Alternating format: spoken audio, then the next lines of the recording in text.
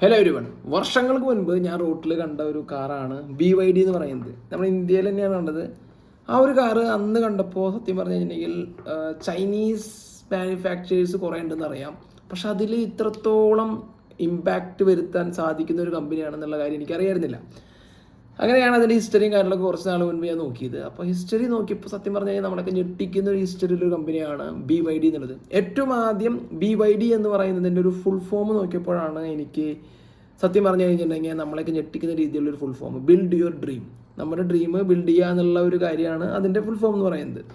അത് കണ്ടപ്പോൾ എനിക്ക് മനസ്സിലായിരുന്നു, ഇത് ഈ ഒരു കമ്പനി ഡെവലപ്പ് ചെയ്തിരിക്കുന്ന ഒരാളെന്ന് പറയുന്നത് ഒരു സാധാരണക്കാരനായിരിക്കില്ല. എന്തായാലും കുറച്ച് സ്ട്രഗിളായിട്ട് വന്നിട്ടുള്ള ഒരാളായിരിക്കും, ഒരു റിച്ച് ഫാമിലിയിൽ നിന്ന് വന്ന ആളല്ല എന്നുള്ള കാര്യം ഉറപ്പായിരുന്നു. സോ അങ്ങനെ തന്നെയാണ് ഇതിൻ്റെ ഹിസ്റ്ററി നോക്കുമ്പോൾ എനിക്ക് മനസ്സിലായത്. വളരെ പാവപ്പെട്ട ഫാമിലിയിൽ നിന്നും, കാരണം ഒരു കൃഷിക്കാരുടെ ഫാമിലിയിൽ നിന്ന് വന്ന ഒരാളുടെ ഒരു കമ്പനിയാണ് BYD എന്ന് പറയുന്നത്. വളരെയധികം അപ്സ് ആൻഡ് ഡൗൺസ് വന്നിട്ടുണ്ട്. എന്നിട്ടാണ് അവർ ഈ പറയുന്ന ഇപ്പോൾ ഉള്ള നമ്പർ 1 ഇലക്ട്രിക് കാർസ് എന്ന് പറയുന്ന രീതിയിലുള്ള ഒരു ബ്രാൻഡായിട്ട് മാറിയത്.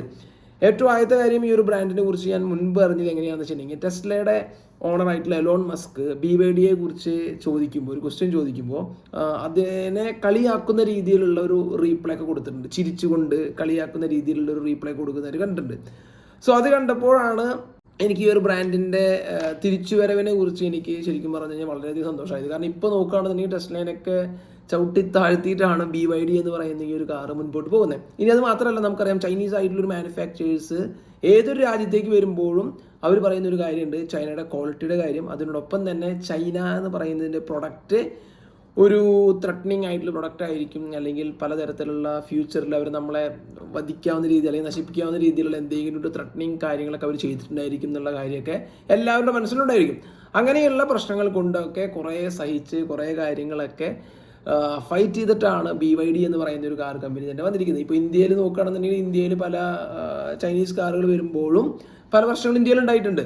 ഇപ്പോൾ MG വന്നപ്പോഴും ഈവൺ ഈ BYD വന്നപ്പോഴും പല പ്രശ്നങ്ങളും, ത്രട്ടനിങ്ങിൻ്റെ പ്രശ്നങ്ങളൊക്കെ ഓൾറെഡി പറഞ്ഞിട്ടുണ്ട്. എന്തായിക്കോട്ടെ, ഇപ്പോൾ ഉള്ള BYD എന്ന് പറയുന്നത് one of the best electric car എന്ന് പറയുന്ന രീതിയിലുള്ള ഒരു കാറായിട്ട് മാറ്റിയെടുക്കുകയാണ് ചെയ്തത്. ഈ ഒരു കാറിൻ്റെ അപ്സ് ആൻഡ് ഡൗൺസ് പറയുമ്പോൾ ഇവർക്ക് കിട്ടിയിട്ടുള്ള ഏറ്റവും വലിയ പ്രശ്നം എന്ന് പറയുന്നത് ഇവരുടെ പ്രൊഡക്റ്റിൻ്റെ ക്വാളിറ്റി ഇഷ്യൂസ്, ലോയാലിറ്റി ഇഷ്യൂസ് ഒക്കെ വളരെയധികം സംഭവിച്ചിട്ടുണ്ട്. സോ അങ്ങനെ സംഭവിക്കുമ്പോൾ ഇതിൻ്റെ ഓണറായിട്ടുള്ള, ഞാൻ നേരത്തെ പറഞ്ഞ ആ ഒരു പാവപ്പെട്ടവനായിട്ടുള്ള, അല്ലെങ്കിൽ ആ ഒരു ഇല്ലായ്മയിൽ നിന്നും ഈ ഒരു കമ്പനിയെ എടുത്തു വന്ന വാങ് ചാൻഫു എന്ന് പറഞ്ഞിട്ടില്ല, വാങ് ചാൻഫു എന്നാണ് ഇതിൻ്റെ ഓണറിൻ്റെ പേര്. അദ്ദേഹത്തെ കുറിച്ചാണ്. അദ്ദേഹത്തിൻ്റെ quality issues world wide quality കുറവാണെന്നുള്ള കാര്യങ്ങളൊക്കെ മുൻപ് പറഞ്ഞപ്പോൾ അദ്ദേഹം ചെയ്ത കാര്യം എന്താണെന്ന് വെച്ചിട്ടുണ്ടെങ്കിൽ, മെഴ്സിഡീസ് ബെൻസിൻ്റെ ഒരു ഷോറൂമിൽ പോയിട്ട് ഒരു S-ക്ലാസ്, പുതിയൊരു S-ക്ലാസ് വാങ്ങിക്കൊണ്ടുവന്നിട്ട് ആ ഒരു S-ക്ലാസ് എന്താ പറയുക, അദ്ദേഹത്തിൻ്റെ എഞ്ചിനീയേഴ്സിന് കൊടുത്തുകൊണ്ടാണ് അതിൻ്റെ ബെഞ്ച് മാർക്കിനനുസരിച്ച്, അല്ലെങ്കിൽ അതിലെന്താണ് ഉള്ളത്, ഇത്രയും ഒരു ക്വാളിറ്റി എന്ന് പറയുന്ന കാര്യത്തിലേക്ക് ഉള്ളതെന്ന് മനസ്സിലാക്കിയിട്ടാണ് പിന്നീട് BYDയുടെ പല കാറുകളും ജനിച്ചിട്ടുള്ളത്.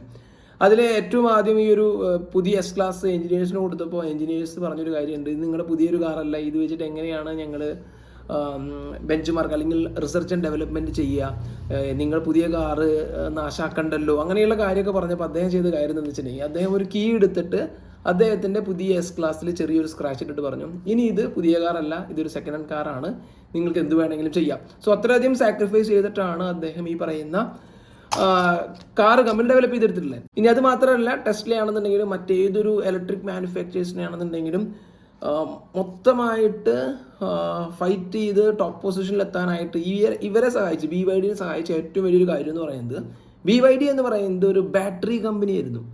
നമുക്കറിയാം, ഒരു ഇലക്ട്രിക് വെഹിക്കിളിൻ്റെ ഒരു കാര്യം എടുക്കുമ്പോൾ അതിൽ ഏറ്റവും ഇമ്പോർട്ടൻ്റ് ആയിട്ടുള്ളൊരു കാര്യമാണ് ബാറ്ററി എന്ന് പറയുന്നത്. കാരണം നമ്മൾ ബാറ്ററി ചാർജ് ചെയ്യുക, അതുപോലെ തന്നെ അതിൻ്റെ ഇൻഫ്രാസ്ട്രക്ചർ പ്രോപ്പർ ആക്കുക എന്നുള്ള കാര്യങ്ങളൊക്കെ നോക്കുമ്പോൾ ഏറ്റവും ഇമ്പോർട്ടൻ്റ് ആയിട്ടുള്ളൊരു കാര്യമാണ് ഈ പറയുന്ന ബാറ്ററി.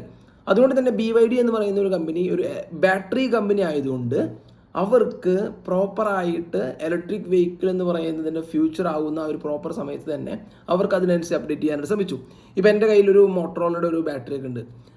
ഈ ഒരു മോട്ടറോളയുടെ ബാറ്ററിയൊക്കെ ശരിക്കും പറഞ്ഞാൽ BYDയുടെ ബാറ്ററിയാണ്. കാരണം ഞാൻ പറഞ്ഞില്ല, ഏറ്റവും ആദ്യം ബാറ്ററി മാത്രം സപ്ലൈ ചെയ്തിരുന്ന ഒരു കമ്പനിയാണ്. പിന്നീടാണ് ഇവരൊരു ഇലക്ട്രിക് വെഹിക്കിൾ അല്ലെങ്കിൽ വെഹിക്കിൾ എന്ന് പറയുന്ന രീതിയിലേക്ക് വരുന്നത്. ഏറ്റവും ആദ്യം BYD ഡെവലപ്പ് ചെയ്തത് ഇലക്ട്രിക് വെഹിക്കിൾ അല്ല, പെട്രോൾ വെഹിക്കിൾ തന്നെയാണ്.